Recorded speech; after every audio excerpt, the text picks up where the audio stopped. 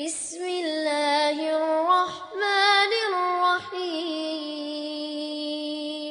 یہ سورہ توبہ تو بطور خاص گویا مشرکین اور منافقین کے بارے ہی میں نازل ہوئی ہے، اور اس میں اللہ تعالیٰ نے جس طرح ان کی کردار کی خامیاں، ان کے کردار کی کوتاہیاں بیان کی ہیں، اس کا سبب یہی بتایا ہے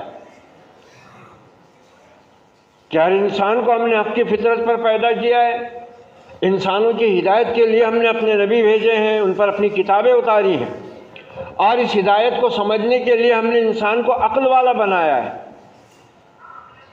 کسی بھی انسان کو ان صلاحیتوں میں کوئی تفریق نہیں کی گئی ہے، ہر انسان کو جبلی طور سے یہ صلاحیتیں ودیت کی ہوئی ہیں۔ اس کی نیکی، اس کی برائی، اس کی بدی، اس کا تقوی، سب اس کو ودیت کیا ہوا ہے۔ فَأَلْهَمَهَا فُجُورَهَا وَتَقْوَاهَا، ہر انسان کو اعلان کیا گیا ہے۔ اس میں فطرت نے کوئی دو پیمانے نہیں اختیار کیے ہیں، لیکن چونکہ انسان فطری طور سے بہت سی کمزوریاں رکھتا ہے، اس کی عقل اس کو فریب میں مبتلا کرتی ہے، اس لیے اس کو صحیح بالکل ہدایت کا راستہ بتانے اور سمجھانے کے لیے وحی کا انتظام کیا اس نے، تاکہ انسان کو جو سوچنے سمجھنے والی صلاحیت بخشی گئی ہے، اس سوچنے سمجھنے پر شیطان اپنے وسوسوں سے انسان کو غلط راستے پر نہ ڈالے، اور انسان اللہ کی دی ہوئی اس عظیم صلاحیت کو استعمال کرتے ہوئے اپنی زندگی کے مقصد کو صحیح طریقے سے جانے سمجھے اور صحیح راستے کو اختیار کرے۔ وَهَدَيْنَاهُ النَّجْدَيْنِ، اور پھر قدرت نے، فطرت نے، رب ذوالجلال نے نیکی اور بدی کو اختیار کرنے میں کوئی زبردستی نہیں رکھی ہے۔ انسانوں اور مصول جنوں کے علاوہ باقی دنیا کی جتنی بھی چیزیں ہیں، جاندار اور بے جان، وہ سب پابند ہیں، وہ اللہ کے قانون میں بالکل جکڑی ہوئی ہیں، اس سے ایک سر منہ بال برابر بھی ان سے انحراف ہو نہیں سکتا، ان کو طاقت نہیں ہے۔ ہر چیز زمینوں سے لے کر آسمانوں تک پابند ہے اس کے قانون کی، جبکہ انسان کو اس طرح پابند نہیں کیا گیا ہے کہ وہ لازماً نیکی کا راستہ ہی اختیار کرے، وہ لازماً برائی کے راستے پر ہی چلے، بلکہ یہاں اس کو اما شاکرا و اما کفورا، شکر گزار بنتا اس کے لیے راستہ کھلا ہے، ناشکرا بنتا اس کے لیے راستہ کھلا ہے۔ ایمان و عمل و عقیدے اور اخلاص کا راستہ اپناتا ہے، پوری آزادی ہے۔ اخلاص اور ایمان سے ہٹ کر کفر، بے ایمانی، شرک اور نفاق اور کفر کا راستہ اختیار کرتا ہے، پوری آزادی ہے، البتہ اس کے انجام سے خبردار کر دیا گیا ہے۔ صنوبر باغ میں آزاد بھی ہے، پابگل بھی ہے، انہی پابندیوں میں رہ کر حاصل آزادی کو تو کر لے۔ اسی میں آزادی حاصل کرنا ہے، نجات حاصل کرنا ہے رب کے عذاب سے، جہنم کی آگ سے۔ انسان پابند بھی ہے اور آزاد بھی ہے، پابند بھی اور آزاد بھی ہے انسان۔ پابند تو ہے ان فطری قوانین کا جو کافر و مسلم سب کے لیے یکساں ہیں، اور آزاد ہے اللہ کی نعمتوں کا صحیح استعمال کرنے اور نہ کرنے کے لیے۔ تو ہم نے گزشتہ سے پیوستہ جمعہ جس آیت پر گفتگو ختم کی تھی وہ تھی آیت نمبر 55، جو بہت اہم آیت تھی، اور یہ اتنا خطرناک مغالطہ دینے والی چیز ہے جس کا اللہ تعالیٰ نے اس ایک آیت میں پورا نچوڑ بیان کر دیا ہوا ہے کہ منافقین ایسی ایسی حرکتیں کرتے ہیں، اللہ کی نگاہ میں مردود ہیں، ملعون ہیں، اور اللہ کے دین کو نیچا دکھانے کی کوششوں میں ہماتاً مصروف ہیں، نبی کو ایذا پہنچانے میں کوئی کسر نہیں چھوڑتے، اہل ایمان کو نقصان پہنچانے میں کا کوئی موقع ہاتھ سے نہیں جانے دیتے، تو پھر اللہ ان کو دنیاوی نعمتوں سے کیوں نوازتا ہے؟ یہ سوال بہت سے مسلمانوں کے ذہن میں بھی ہمیشہ کھٹکتا ہے کہ بھئی ہم آخر اللہ کے آخری نبی کے امتی ہیں، محبوب نبی کی امتی ہیں، تو پھر ہم ان دشواریوں، ان پریشانیوں اور ان تنگ دستیوں کا شکار کیوں ہیں؟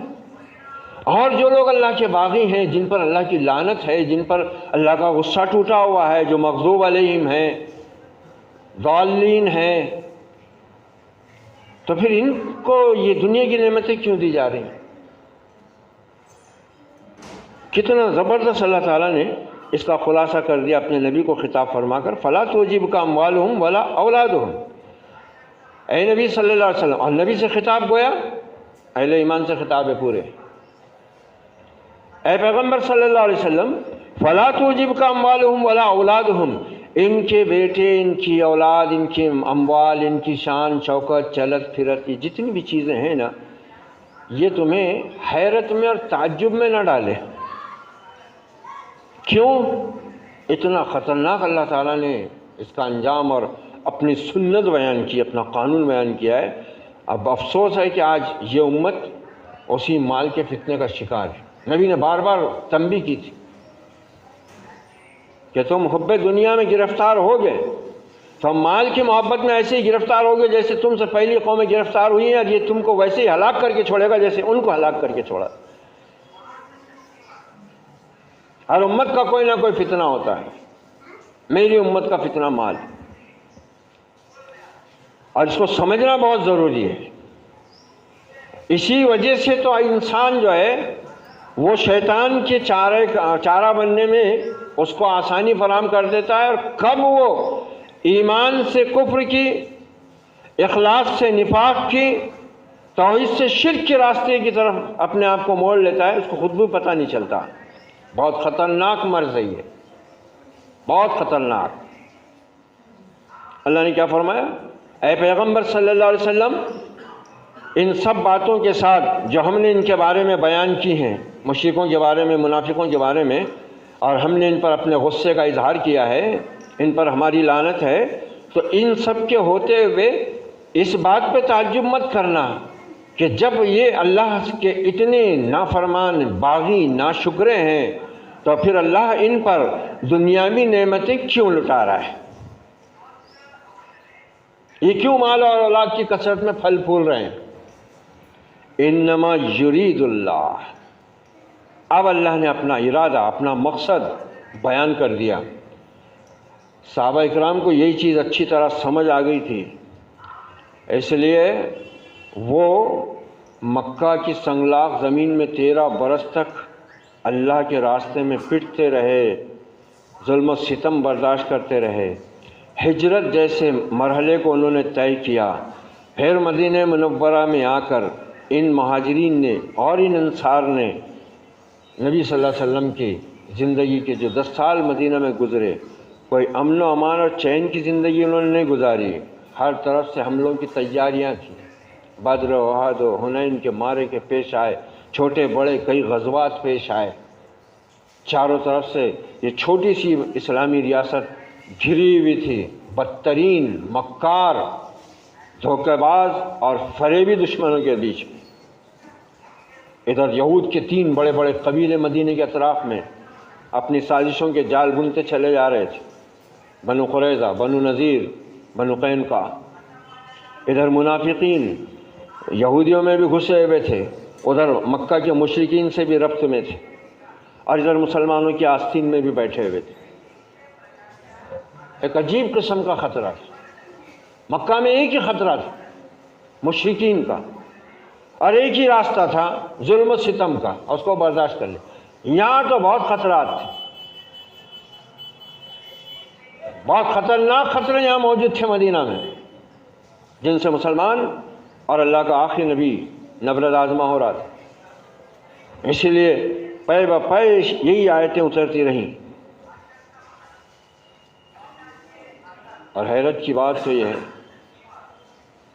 کہ اللہ نے ایمان والوں کو بار بار غصہ پی جانے، صبر کرنے کا حکم دیا ہے، اور اپنے نبی کو حکم دے رہا ہے ان پہ غصہ ہو، وَغْلُظْ عَلَيْهِمْ، سخت ہو ان پر۔ اے نبی رحمت للعالمین کو غصہ کرنے کا حکم دیا جا رہا ہے کہ تم بہت ہی نرم ہو گئے ہو۔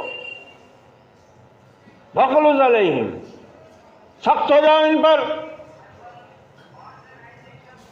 کیا شان ہے اس نبی کی، دیکھو کتنا نرم دل نبی ہے وہ، کتنا مہربان نبی ہے، واقعی رحمت للعالمین اس کی شان ہے۔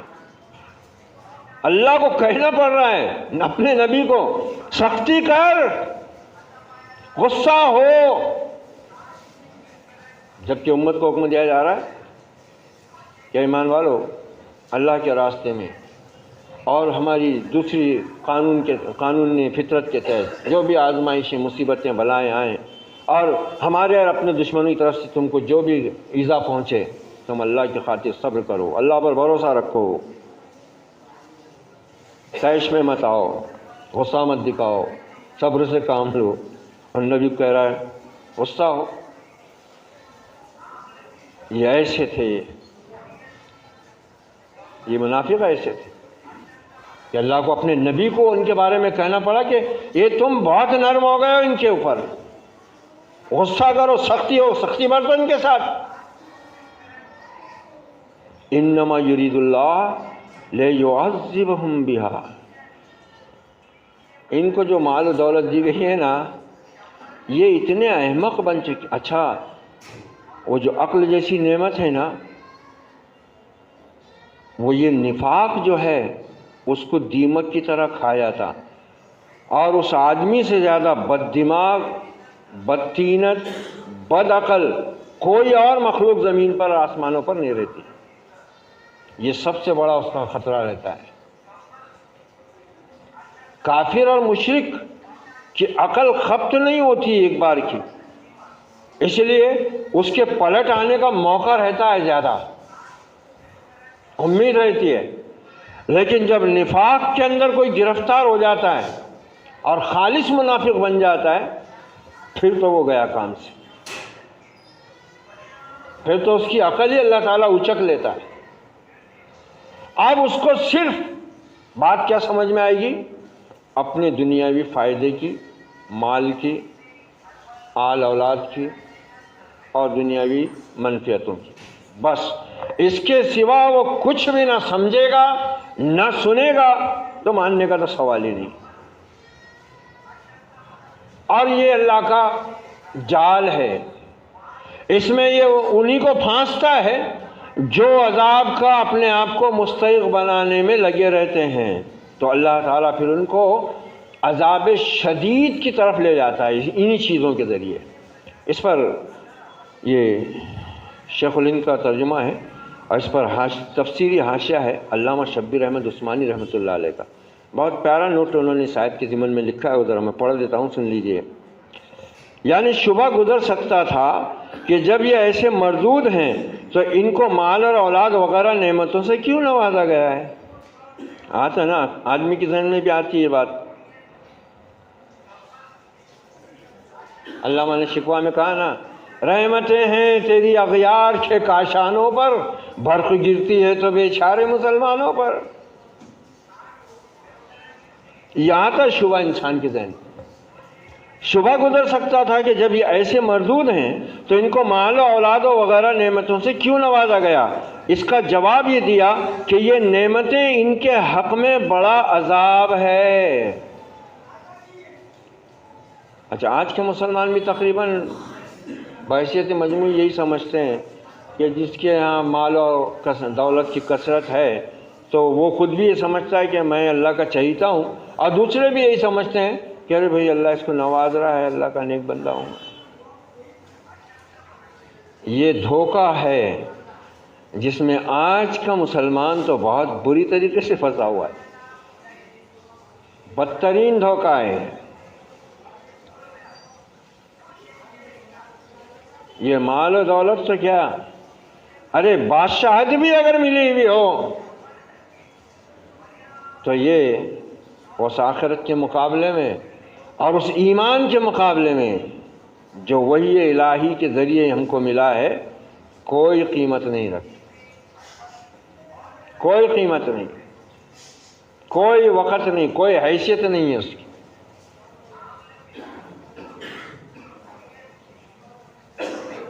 دولت و بادشاہت وہ فرعون، نمرود، حمان، شداد، ابو جہل، ابو لہب کو دیتا ہے، اور پیغمبری موسیٰ علیہ السلام کو دیتا ہے، ابن مریم کو دیتا ہے، محمد الرسول اللہ کو دیتا ہے۔ اسی میں تو پھنسے تھے نا کفار مکہ بھی، ان کا کہنا یہی تو تھا، قرآن نے خود بیان کیا ہے کہ اے محمد صلی اللہ علیہ وسلم، تم ہو کیا یتیم پیدا ہوئے؟ تمہارے چچا کثیر العیال ہونے سے ہمیشہ تنگ دستی کا شکار رہتے تھے۔ ہمارے دو بڑے شہر تھے مکہ اور طائف، ان میں اتنے بڑے بڑے سردار موجود ہیں، مال اور اولاد والے، ان میں سے کسی کو نہیں بنایا اللہ نے نبی، تم ہی ملے اس کو۔ سمجھو اس چیز کو، قرآن بہت تفصیل سے بیان کر رہا ہے ساری چیزیں۔ ہم پڑھتے نہیں ہیں قرآن، پڑھتے بھی ہیں تو اپنے لیے نہیں پڑھتے، قبر میں سوئے والے مردوں کے واسطے پڑھتے، ان کو بخش دے کے ان کے حوالے کر دیتے، ہم نے پڑھے کہ تم لے لو، ہم کو مت ڈالو مصیبت میں۔ اور پھر اوپر سے فتنے پھیلے ہوئے ہیں مسلکوں کے، اس میں یہ سمجھا گیا ہے کہ یہ سب کے سمجھنے کی چیز نہیں، تو پھر تو مسلمان بولے کہ ہاتھی اٹھا دیے، چلو یہ تو چھٹی ہوئی، بولے جان چھوٹی۔ کون قرآن کو سمجھنے کی کوشش کرے؟ کس کے پاس اتنا وقت ہے؟ دنیا کے ہر اچھے برے بڑے چھوٹے کام کے لیے وقت ہی وقت، اللہ کی کتاب کو سننے سمجھنے کے لیے وقت نہیں کسی کے پاس۔ باقی ساری چیزیں حاصل ہو رہی ہیں، علم کے نام پر دنیاوی علوم کے ردے پر ردے چڑھائے جا رہے ہیں، ڈگریوں پر ڈگریاں، مگر ادھر نہیں توجہ۔ اور ایک عجیب بات اب دیکھنے میں یہ آ رہی ہے، ہمارے تعلیمی راستے سے ہم کو جو تجربہ ملا ہے، آج کی جو نسل ہے جو اس وقت تعلیم کے دور سے گزر رہی ہے، ایک عجیب قسم کا حال ہو گیا ہوا ہے۔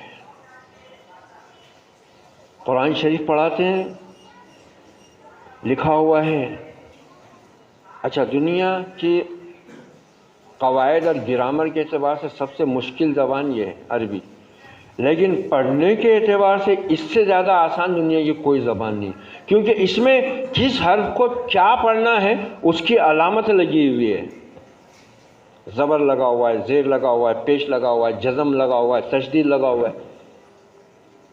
پڑھنے میں اس سے زیادہ آسان دنیا کی کوئی زبان نہیں، لیکن اس کے باوجود آج کے ان بچوں کا حال یہ ہے کہ ان کو بولو کہ دیکھو یہ یہاں ان ہے، ان، اب ان جیسا آیت میں آیا، اس سے پہلے آ گیا تھا ان، الف نون زیر ان، الف کے نیچے زیر، نون پہ جزم، ان۔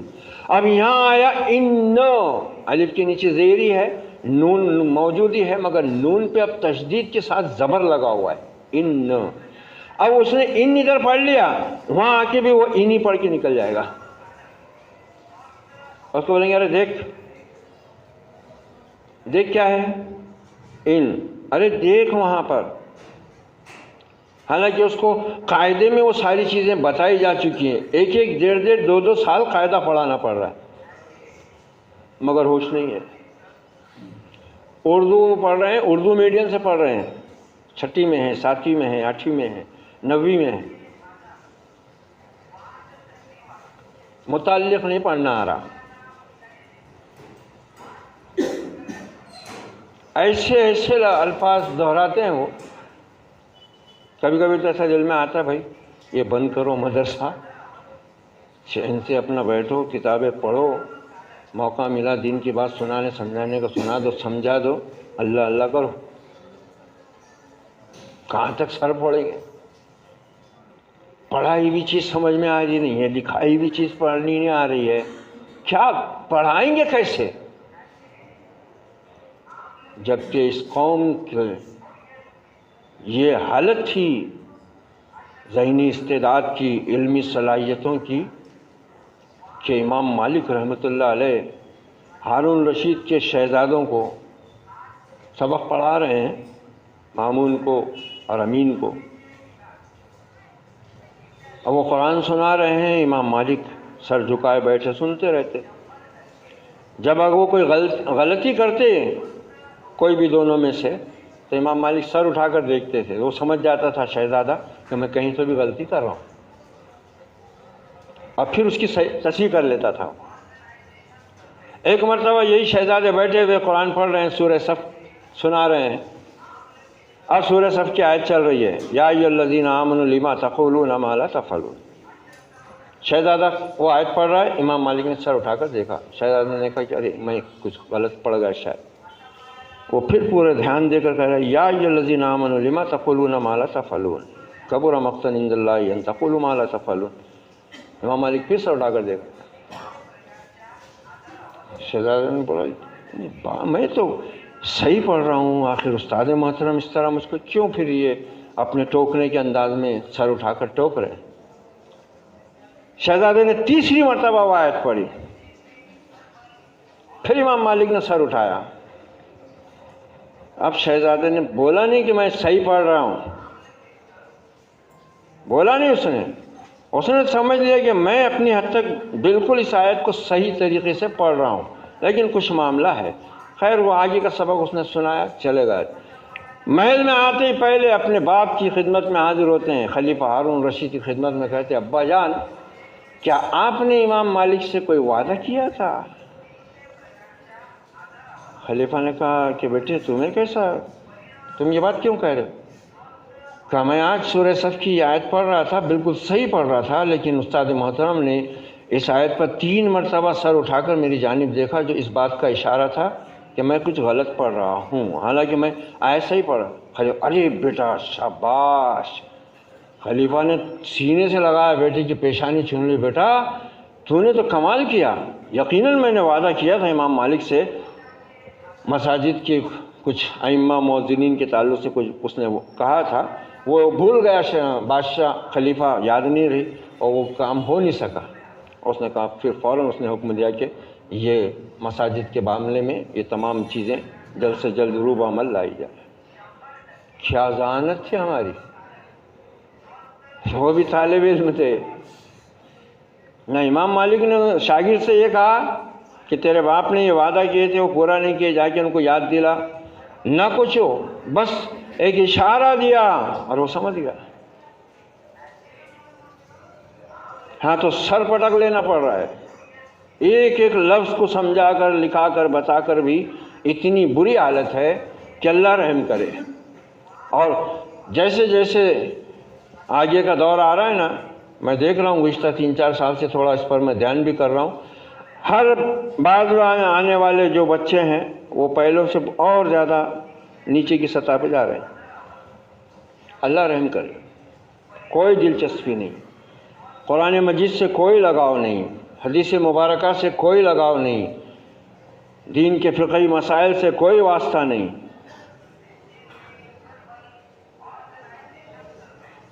نہ سبق یاد کر کے آتے ہیں گھر سے، نہ گھر والے ان کو اس پر آمادہ کرتے ہیں. کرکٹ کھیل رہے ہیں، باہر ہیں تو کرکٹ میں ہیں، گھر میں ہیں تو موبائل اور ٹی وی میں ہیں.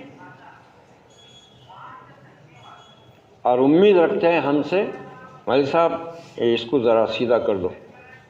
تو ٹیڑھا کرتے جا 24 گھنٹے اور 1 گھنٹے میں ہم کو بول سیدھا کر کے بھیجو. تو 24 گھنٹے ٹیڑھا کر اس کو. اور کچھ کو تو بیچاروں کو اس سے بھی واسطہ نہیں، وہ تو سیدھا نہ کبھی خطبات میں رہتے نہ درس میں رہتے، وہ تو خالی پانی کی شیشی لے کے آئے تھے. وہ ذرا بہت زیادہ بڑبڑ کر رہا، سن رہا نہیں کس کی بھی، پانی پڑ کے دے دو. سن رہا نہیں بولے پانی پڑ کے دے دو.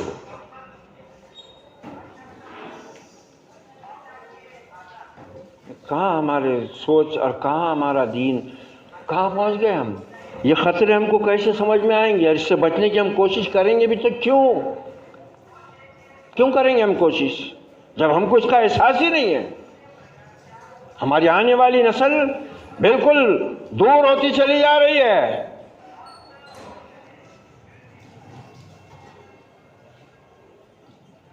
پھر لاڑ اتنا ہے کہ اگر کسی کو مار دیے ذرا سا غصے میں کبھی کم زیادہ لگ گیا تو آ کے یا تو گالیاں دینے لگ جاتے ہیں، نہیں تو بچے کے بولتے جان دے مدرسہ جائز مت، تو اپنا اسکول کا کام کر، اس میں بڑا آگے، مدرسے میں کچھ بھی نہیں رکھا ہوا ہے، آگے نہ تھے کچھ 8-10 صورتیں یاد ہو گئی نا، وضو بنانا آ گیا، نماز پڑھنا آ گیا، بس کافی ہے، چل ادھر دھیان دے اپنا، تو ڈاکٹر بنانے کا، انجینئر بنانے کا ہے، کیا کرتا ہے پڑھ کے، بس بات ختم۔ اسی کو آپ نے کہا تھا قیامت کے قریب علم اٹھتا جائے گا، اللہ تعالیٰ کی کتابیں تھوڑی اٹھائے گا،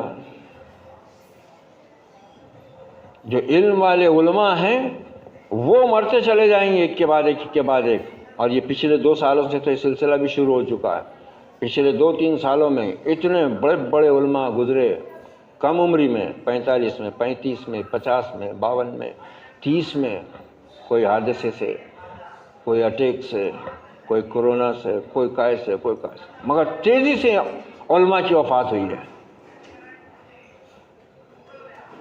علم اس طرح اٹھایا جائے گا،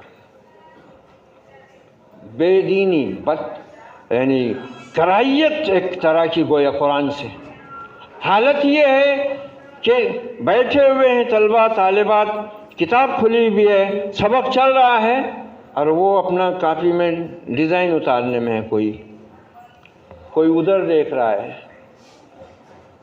کچھ نہیں، کوئی دلچسپی نہیں علم سے، ادھر آدمی کا دماغ خالی ہو رہا ہے، رگیں پھول رہی ہیں حلق کی بول بول کر، اور دماغ کی چولیں ہل رہی ہیں لکھا لکھا کر، سمجھا سمجھا کر، مگر پلے ہی نہیں پڑ رہا ہے کچھ۔ اور میں دیکھ رہا ہوں، غور کر رہا ہوں، ہر سال معاملہ نیچے کی طرف گھسرتا جا رہا ہے، ایسا لگتا ہے کہ بھئی اس سے پہلے سال میں جو بچے تھے وہ تھوڑے ان سے ٹھیک تھے، اب 23 آئے گا نا تو اب ایسا لگے گا نہیں 22 میں جو بچے تھے وہ تھوڑا ان سے تو ٹھیک ہی تھے، بالکل تنزل کی طرف ہے معاملہ۔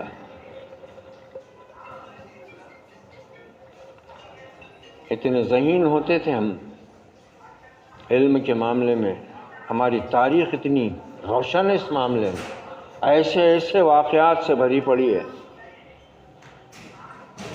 ایسے ایسے باصلاحیت لوگ اللہ نے اس امت میں پیدا کیے، جن کے حافظے، جن کی استعداد، جن کی قوت علمی آج بھی حیرت میں ڈالتی ہے کہ یہ بھی کیا لوگ تھے،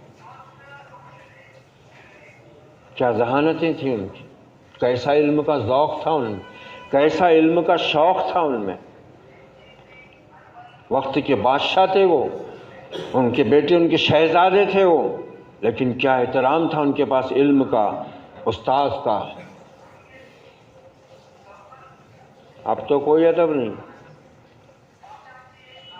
سلام تک کرتے نہیں، ادب تو بہت دور کی بات، ایسا نکلتے پاس میں سے جیسے کون ہے کیا نہیں۔ ہم بھی طالب علم تھے، مگر ہمارے دور میں بھی ہم نے دیکھا کہ کم سے کم علم کا اور سکھانے والے استادوں کا ادب بہرحال باقی تھا، اب وہ بھی نہیں رہا، وہ بھی نہیں رہا۔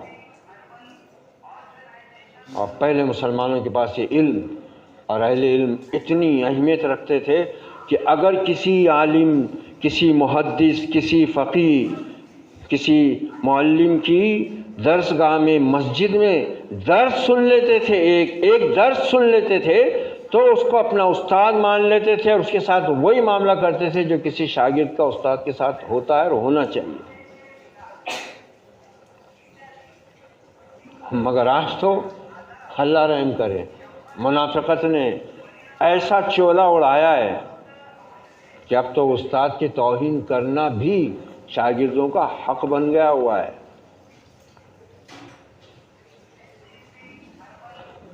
یہ سب چیزیں کیوں ہوئی ہیں؟ یہ مال اور اولاد کی کثرت۔ فرمایا اس کا جواب یہ دیا کہ یہ نعمتیں ان کے حق میں بڑا عذاب ہے. جس طرح ایک لذیذ اور خوشگوار غذا تندرست آدمی کی صحت و قوت کو بڑھاتی ہے اور فاسد الاخلاق مریض کو ہلاکت سے قریب تر کرتی ہے. غذائیں اللہ تعالیٰ نے جو بنائی ہیں ان میں الگ الگ قسم کی ہیں، طاقت کے اعتبار سے، حیاتین، پروٹین، وٹامنس کے اعتبار سے، اور وہ سب کی انسانی جسم کو ضرورت ہے. لیکن ایک صحت مند آدمی جب ان کو استعمال کرے گا تو وہ طاقت پہنچائیں گے، اس سے پورا فائدہ اٹھائے گا. لیکن ایک ایسا مریض ہے جس کو طبیب نے، حکیم نے، ڈاکٹر نے منع کیا ہوا ہے کہ آپ یہ چیزیں نہیں کھانا ورنہ آپ کی جان کو خطرہ ہے، مگر وہ بیوقوف مریض وہ کیا کہتا ہے کہ اس کو سمجھتا نہیں، یہ تو بہت طاقتور چیز ہے، میں تو کھاؤں گا نہیں تو مر جاؤں گا میں تو. اللہ نے وہ زبردست تمثیل دی ہے، انہوں نے یہاں اس کی بہت زبردست مثال دی ہے. کھانے کی لذت ہے اپنی جگہ، ویسی مال اور اولاد کی بھی لذت ہے، بہت نفع کی چیزیں ہیں، محبت کرتا ہے ہر انسان اس سے. اللہ نے ان کی محبت دل میں ڈالی ہوئی ہے. زین للناس حب الشہوات، یہ سب چیزیں آدمی کی لذت کی ہیں. لیکن اللہ خبردار کر رہا ہے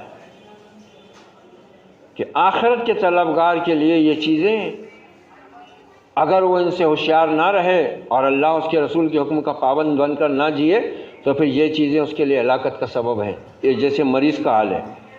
یہی حال ان دنیاوی نعمتوں یعنی مال اولاد وغیرہ کا سمجھو. ایک کافر کے حق میں یہ سب چیزیں سوء مزاج کی وجہ سے زہر ہلاہل ہیں. چونکہ کفار دنیا کی حرص و محبت میں غریق ہوتے ہیں یعنی ڈوبے ہوئے ہوتے ہیں، اس لیے اول اس کے جمع کرنے میں بے حد کوفت اٹھاتے ہیں. دیکھو کیا زبردست وضاحت ہے یہ کہ ایک تو یہ مال اور اولاد کے حریص لوگ جو ہوتے ہیں، ایک تو یہ مال اور اولاد کے لیے ویسی کتنی پریشانیاں اٹھاتے ہیں، دولت سمیٹنے کے واسطے، دولت کمانے کے واسطے. پھر اوپر سے پھر ذرا نقصان یا صدمہ پہنچ گیا تو جس قدر محبت ان چیزوں سے ہے اسی قدر غم سوار ہوتا ہے. یہ مصیبت ساتھ لگی ہوئی ہے. جس کو جتنی محبت ان چیزوں سے ہوتی ہے، ان چیزوں کے نقصان سے اتنا ہی دکھ بھی اس کو اٹھانا پڑتا ہے، اتنا ہی دکھ بھی اٹھانا پڑتا ہے، تکلیف برداشت کرنا پڑتا ہے، دلی بھی ذہنی بھی. آج سے 25-30 سال پہلے، بہت زیادہ عرصہ نہیں، بی پی کی گولیاں کتنے لوگوں کو لگی ہوئی تھی؟ 1000 میں ایک آدھ ملتا تھا، 1000 میں ایک آدھ. یہاں تو کوئی گھر خالی نہیں ہے جس میں بی پی کا مریض نہ ہو اور بی پی کی گولی چالو نہ ہو. تا حیات کھاتے رہو، یہ گولی بند نہیں کرنا،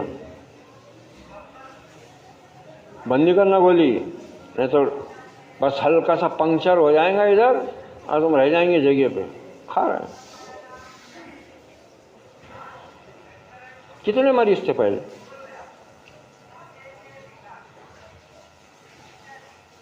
جبکہ اس وقت غذائیں بھی ان کی دیکھو، یہ آج بزرگ بیٹھے ہوئے ہیں، کیا کیا نہیں کھائے ہوئے ہیں. پورے جنگل خالی کر دی انہوں نے شکار کر کر کے.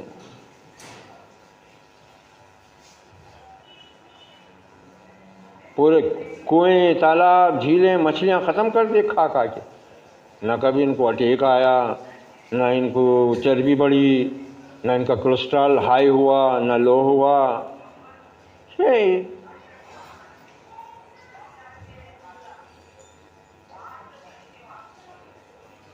گھوڑے کا گوشت ذرا زیادہ کھا لیا تو پریشان ہو رہا، ایسیڈیٹی بڑھ جا رہی تو کہیں بواسیر شروع ہو جا رہی.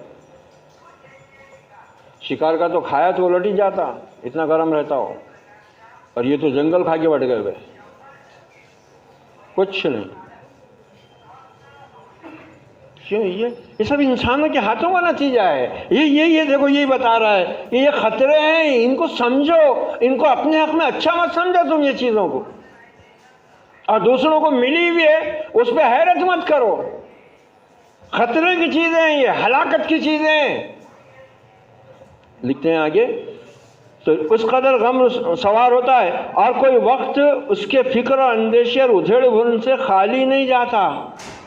ہر وقت اس کو فکر ہی رہتی ہو، سوتے وقت بھی وہی خیال میں، کھاتے وقت بھی وہی اس کو پریشانی، ذہن پہ دباؤ بنا ہوا ہے.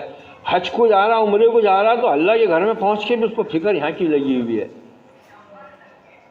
کہ میرے پیچھے لڑکے میں برابر کام کرتے کہ نہیں کرتے، دکان کھولتے کہ نہیں کھولتے، کھیت میں برابر جاتے کہ نہیں جاتے، پانی دیتے کہ نہیں دیتے، کیا ہوتا کیا نہیں، اس میں ہی لگے، وہاں سے فون چالو رہتے. اور ویسا بھی حج اور عمرے کو کیا ہے، بس اب تو یہ ہے ان کے ہاتھ میں، عمرہ کر رہے سیلفی، طواف کر رہے سیلفی، صفا مروہ پہ کر رہے سیلفی. ہم نے دیکھے، آنکھوں سے خود دیکھے، ہم نے دکھاوا ہے، یہ ریاکاری ہے. وہ جگہ ایسی ہے کہ آدمی اپنا آپا کھو دے، دیوانگی طاری ہو جاتی ہے انسان پہ. وہاں لباس اتار دیتا ہے پروردگار ایک پتھر کی بنی ہوئی عمارت کے واسطے،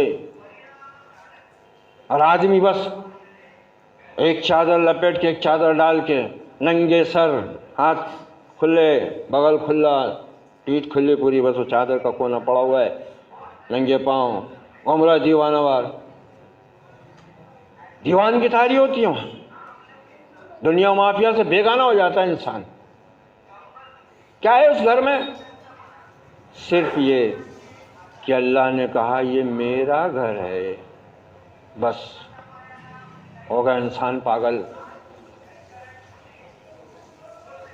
میرا گھر ہے یہ.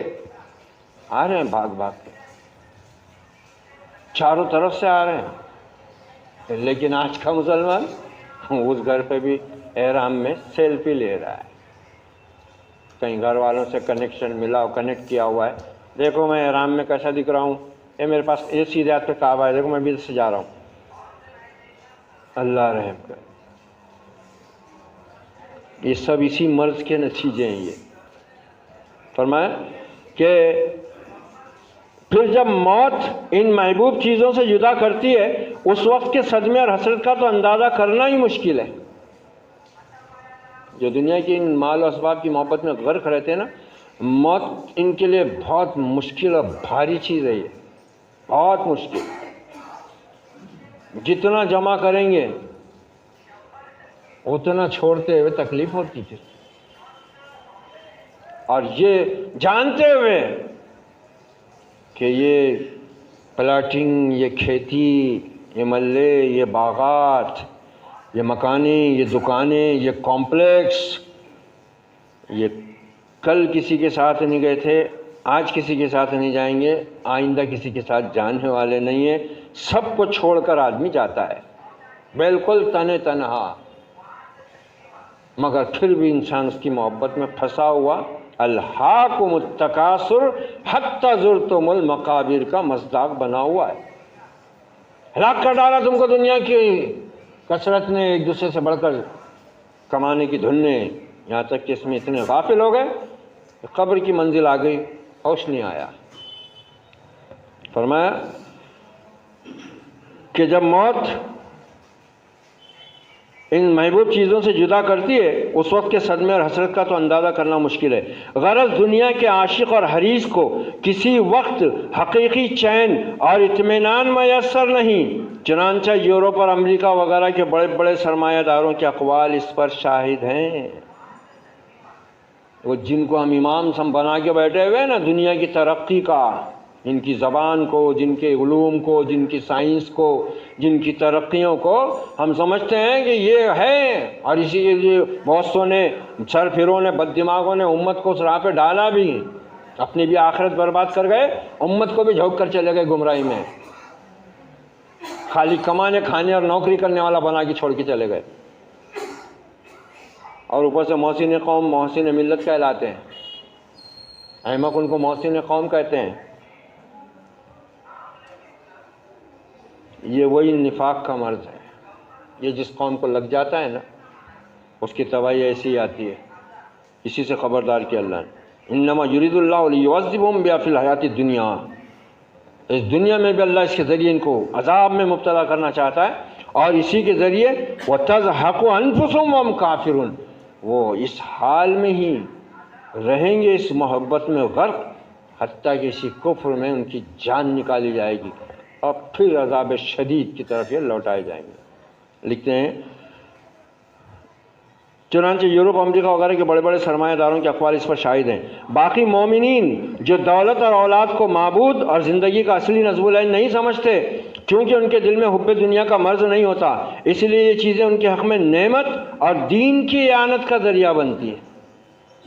ایک مومن کے لیے یہی چیزیں، دنیا سب کے لیے بنائی ہے اللہ نے، کافروں کے لیے بھی مومنوں کے لیے بھی، سب کے لیے ایک ہی سورج چمکتا ہے، سب کے لیے ایک ہی چاند منزلیں طے کرتا ہے، سب کے لیے ایک ہی پانی آسمان سے برستا ہے، سب کے لیے ایک ہی زمین ہر طرح کے غلے نباتات اگاتی ہے، سب کے لیے اللہ تعالیٰ نے ان مویشیوں چوپایوں کو مسخر کر کے انسانوں کے فائدے کے لیے پیدا کر کے چھوڑ دیا ہوا ہے، اس میں کوئی فرق نہیں کسی کے لیے۔ لیکن مومن کے لیے یہ چیزیں فتنے کا، ہلاکت کا، گمراہی کا اور رب کے غضب کا نہیں، بلکہ یہ چیزیں مومن کے دین اور ایمان میں ایک دوسرے کی اعانت اور اللہ کے دین کی اعانت کے ساتھ ساتھ اس کی آخرت کی کامیابی کا ذریعہ بنتے ہیں، اسی میں برکت ہوتی ہے،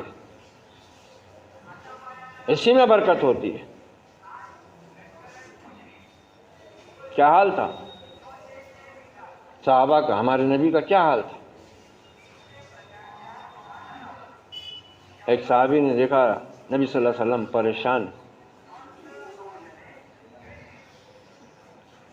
نبی کی پریشانی تو ان سے دیکھی نہیں جاتی تھی، تڑپ کر آئے، کہا یا رسول اللہ کیا بات ہے، آپ پریشان نظر آتے ہیں، آپ کے چہرے سے تھوڑی پریشانی نمایاں ہو رہی ہے۔ کہا نہیں کچھ نہیں، بس آپ نے فرمایا کہ 2 دن بولے یا 3 دن پیٹ میں گیا نہیں ہے کچھ، بھوک سے پریشان۔ اب وہ صحابی وہ خود غریب، وہ پریشان، تڑپ گئے، کہا کہ اب میرے پاس بھی کچھ نہیں ہے، کیا کروں؟ نکلے، ایک یہودی اپنے باغ میں، کھجور کے باغ میں پانی دے رہا تھا، اس سے بولے کہ میں پانی دوں گا، 1 ڈول کے بدلے 1 کھجور پر مزدوری میرے کو دے دو، میں پانی دیتا ہوں۔ یہودی راضی ہوگا، اور انہوں نے ڈول بھر بھر کے ڈول کے حساب سے 1-2 مٹھی کھجور کچھ ہوئی، وہ لے کر آیا، یا رسول اللہ یہ کہاں سے لایا؟ کہا اللہ کے رسول، ایک یہودی باغ میں پانی دے رہا تھا، میں نے اس سے سودا کیا کہ 1 ڈول کے بدلے تو 1 کھجور مجھ کو دے دینا، اور میں جتنی ڈول نکالوں گا اتنی کھجوریں میری مزدوری دے دینا، وہ میں آپ کے پاس لے کر آیا۔ کہا تم مجھ سے محبت کرتے ہو؟ مجھ سے محبت کرتے ہو؟ کہاں لگے؟ تو سنو، اللہ کے رسول نے جنت ہاتھ میں نہیں رکھ دی اپنے محبوب صحابی کے۔ کہا تم مجھ سے محبت کرتے ہو؟ کہاں بہت، اللہ کے رسول۔ کہا سنو، مجھ سے محبت کرنے والے کے ساتھ کیا ہوتا ہے معلوم ہے؟ کہا کیا اللہ کے رسول؟ کہا مجھ سے جو اس طرح محبت کرے گا کہ میری ہر ادا، میری ہر سنت پر وہ عمل کرنے لگ جائے، تو اس کی طرف فقر اور فاقہ سیلاب کے پانی سے زیادہ تیزی کے ساتھ آئے۔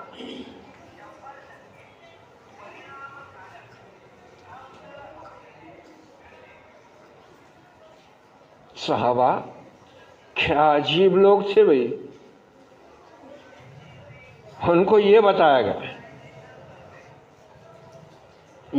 گیا ان کو، وہ نبی جس کے پاس 7 آسمان سے وحی آتی تھی، جبرائیل چاہتے، رب چاہتا تو جنت سے غذا پہنچ جاتی، مگر ایسا نہیں ہوا۔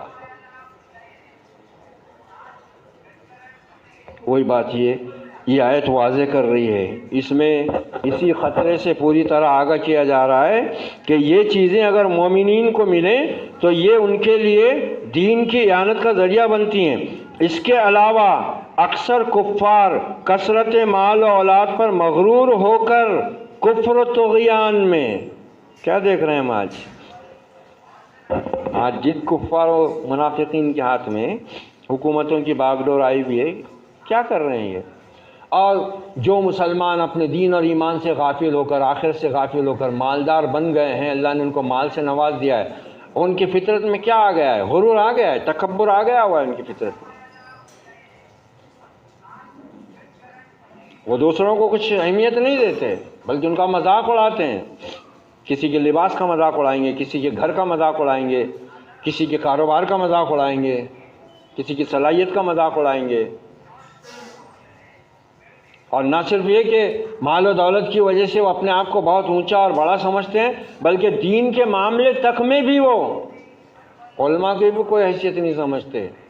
مسجدوں مدرسوں میں وہ اپنے بڑے پن کا، بڑے عہدے کا سند لے کر بیٹھے ہوئے رہتے ہیں، وہ اپنی مسند پر وہ کسی اور کو دیکھنا بھی گوارا نہیں کرتے۔ فرمایا کہ یہ اکثر کفار کثرت مال و اولاد پر مغرور ہو کر کفر و طغیان میں اور زیادہ شدید ہو جاتے ہیں، جو اس کا سبب بنتا ہے کہ آخر دم تک کافر ہی رہیں۔ نیز منافقین مدینہ جن کے حق میں یہ آیات نازل ہوئیں، ان کا حال یہ تھا کہ بادل ناخواستہ جہاد وغیرہ کے موقع پر ریا و نفاق سے مال خرچ کرتے تھے، اور ان کی اولاد میں بعض لوگ مخلص مسلمان ہو کر نبی کریم صلی اللہ علیہ وسلم کے ہمراہ جہاد میں شریک بھی ہوتے تھے۔ یہ دونوں چیزیں منافقین کے منشاء قلبی کے بالکلیہ خلاف تھیں، یعنی ساتھ تو آتے تھے، زکوٰۃ بھی نکال دیتے تھے، مگر ان کے دل ابلتے رہتے تھے۔ یہ منافق کی پہچان ہے، اس کو بھلائی اور نیکی راس نہیں آتی، نہ خود کرتا ہے نہ دوسروں کی نیکی اس کو اچھی لگتی ہے، وہ دوسروں کو بھی اکساتا ہے۔ اور یہ دونوں چیزیں منافقین کے منشاء قلبی کے بالکلیہ خلاف تھیں۔ اس طرح اموال و اولاد ان کے لیے دنیا میں عذاب بن گئے تھے، یعنی امال کے اس میں چکر میں اب مسلمان بن کے رہنا ہے تو اس کے واسطے زکوٰۃ دینا ضروری تھا، تو زکوٰۃ دیتے تھے، مگر ان کے دل کو اتنی تکلیف ہوتی تھی، ادھر مال بھی جاتا تھا اور اوپر سے ذہنی اور قلبی تکلیف بھی برداشت کرنا پڑتی تھی۔ یہ عذاب دیا دنیا میں ان کو، یہ مال و اولاد کا عذاب یہ۔ اور حضرت شاہ صاحب، شاہ ولی اللہ، شاہ عبد القادر محدث دہلوی رحمۃ اللہ علیہ کے تفسیر کے چند جملے انہوں نے یہاں بیان کی اس آیت کی تفسیر میں۔ حضرت شاہ صاحب لکھتے ہیں، یعنی یہ تعجب نہ کر کہ بے دین کو اللہ نے نعمت کیوں دی۔ الفاظ تو ایسے ہیں شاہ صاحب کے، عجیب انداز ہے، عجیب اردو ہے۔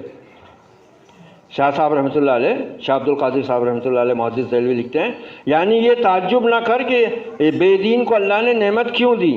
بے دین کے حق میں اولاد اور مال وبال ہے کہ ان کے پیچھے دل پریشان رہے اور ان کی فکر سے چھوٹنے نہ پائے، مرتے دم تک تا توبہ کرے یا نیکی اختیار کرے۔ یہی صورت ہے اس کے بچنے کی، ورنہ تو پریشانی ہے اس کے لیے دنیا میں بھی اور آخرت میں۔ تو یہ آیت نمبر 55 کا میں نے آج اور خلاصہ اس لیے کر دیا کہ اس میں بہت بڑی وضاحت اللہ تعالیٰ نے کر دی اس ایک آیت میں، اور ان مفسرین اکرام نے اس کی وضاحت جو کی ہے اس میں ساری باتیں سمٹ کر آ گئی ہیں۔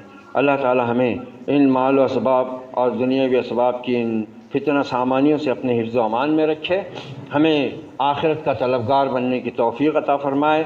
ان مال و اسباب کی فتنہ سامانیوں سے ہر حال میں، ہر کیفیت میں، ہر جگہ، ہر دور میں اللہ ہر مومن کی، ہر مومنہ کی حفاظت فرمائے۔ اقول قولی ھذا واستغفر اللہ لی ولکم ولسائر المسلمین فاستغفروه انہ هو التواب الرحیم ورب کریم، وصلی اللہ علی النبی وعلی آلہ واصحابہ اجمعین والعاقبۃ للمتقین، والسلام علیکم ورحمۃ اللہ وبرکاتہ۔